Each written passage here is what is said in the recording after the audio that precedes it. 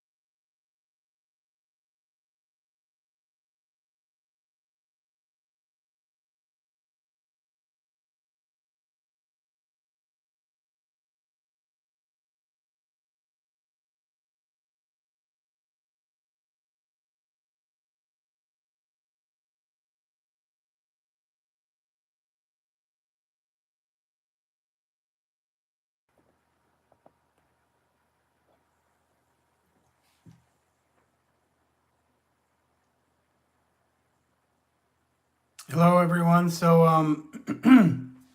I'm back. I finally figured out this stuff here. I'm doing a vertical live from my iPhone. And now also I'm on the chat. So if you guys want to drop some ideas about what you want to talk about,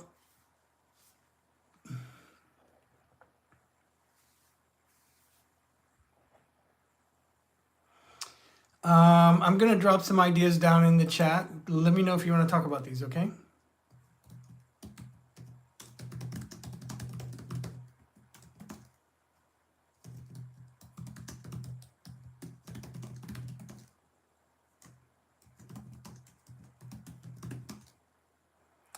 Of course, I got to put Jimi Hendrix in there. Let's see. Favorite. Let's talk about favorite metal guitarists.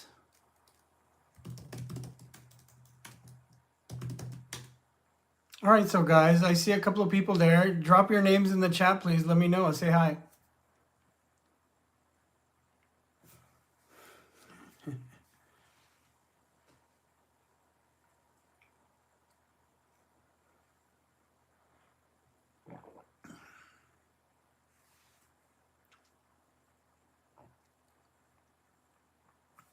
All right, so I guess I will start a little bit talking about songwriting for guitarists. I mean, we know that some of the best songwriters ever are guitar players. You have Jimi Hendrix, Jimmy Page, Robert Smith. My top three comes to mind right away. Great songwriters, great guitarists, and also great producers, great in the studio. And I really like those guys. Those are my favorites. And I learned so much from them. I'm still learning and using everything I got from those three artists, those three guys, up still today and all the time. Like everything I'm doing musically is always influenced by them in some way or another. Mm, so if you want to pay attention to great songwriting guitarists, right? You want to talk to you want to definitely investigate Jimi Hendrix, Jimmy Page, of course, Led Zeppelin, and Robert Smith of The Cure. Um, Three of the best, most amazing songwriting guitarists that ever were, and two of them are still around, so you can still go listen to their. Well, The Cure is releasing new albums, and Jimmy Page hasn't released some new stuff, but the Led Zeppelin's music is like timeless. You can just keep listening to it over and over and over and over, and it never gets old. So, you know, um, it's one of those things where Jimmy Page, it's like, if he doesn't do anything again, it doesn't matter. It doesn't matter.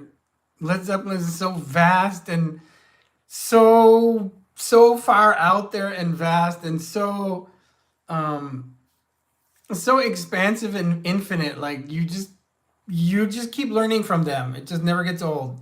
So um of course there are, like, lots of the standard, Led Zeppelin greatness is of songwriting, and a lot of them are on, for a lot of them are on Led Zeppelin 4, which is my favorite Led Zeppelin album for sure. And then let's see, what would be after Led Zeppelin 2?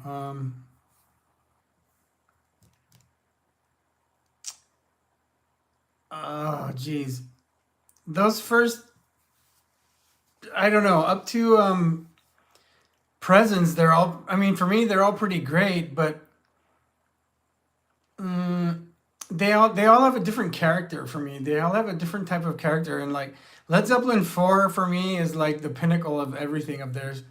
Even though it's kind of technically kind of a little early, right, for Led Zeppelin, because they recorded in 1970 and came out in 1971, and they broke up in 1980, 9 years later. So technically it's a little bit on the early side of Led Zeppelin. Um, but it's definitely my favorite. But and not because of Stairway to Heaven. I mean, I like all the other songs more.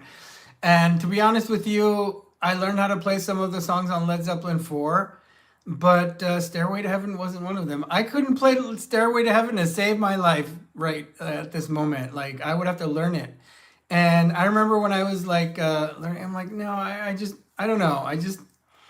Because it involved that like double finger picking thing, which I don't know. I wasn't so, you know, I'm not so good with that. Um, so I think that's probably why. But actually, Jimmy Page did this. This is very interesting. He did something which I learned, which I tried it out here and there, but I never really.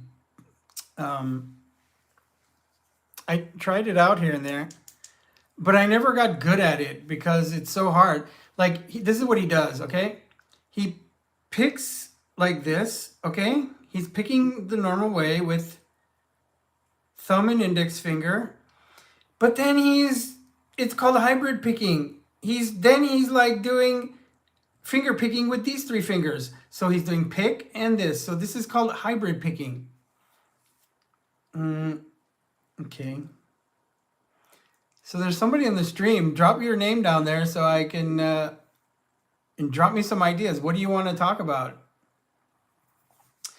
Anyway, so this is what he was doing, hybrid picking. Okay, and I never got good at this. So anyway, and you can hear he's doing this, and I think a lot more on the first album, and then of course on the live one you can see he's doing this on. I believe he's doing this on Rain Song. Song Remains the Same, stuff like that. Um, he's pretty amazing. So that's one thing with like Jimmy Page. Yes, he's great with riffs, and everybody knows all the Jimmy Page stuff. But these like unique techniques that he was doing, like all this stuff. Like, okay, there was this, like I said, the hybrid picking, and then and of course I think he was the first person to do a fixed wah guitar solo, which is A Whole Lot of Love, is a fixed position wah solo. And you guys know, well, if you search my videos, go check out my wah videos. I talk about this whole fixed position wah thing that Michael Schenker got really famous for doing it. But actually, it was A Whole Lot of Love by Jimmy Page that was the first instance of the fixed position wah. And you can hear it right in the beginning of the solo. And I used to wonder what that sound was. And then I finally figured it out. It's the wah. It's like he's turning the wah is on. So because you guys know, like if you keep a wah all the way down, it's like making crazy amounts of high pitched trebly noise, right? So what he did was he's got the wah all the way up, so it's like totally bassed out tone, which cuts out all that hiss and high end hiss sound that comes through when the wah is all the way up and you're not playing anything. You get the amp hiss, the amp noise, like totally pushed to the highest frequency and like maxed out in volume, and that's not good. So what he did was the wah was like this, right? He kept it on the toe up position. What I've been this is how I refer to it in my videos, is the toe up position, like this, right? The toe is pointing upwards. So and you hear it, it's very short, but you know they planned it this way because it starts out here, right? So there's no noise. So he's got the wah like this, no noise, and it goes really fast, like to that fixed position. And I bet you he had his roadie or whoever was working with them, they had the wah and they had the position, and they like jerry-rigged it to like lock into that particular fixed position, which is the same thing that Schenker had his roadies do, right? His guitar techs is like to get those, modify his wah to do those fixed position things. When I'm using the GT3, or if I'm doing I don't know, if I'm like trying to, I think if I had to like record a fixed position wah solo, I would okay, hold on a second.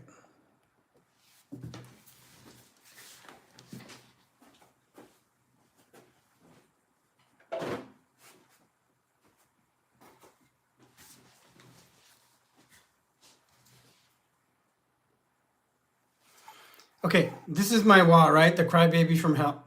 Oh.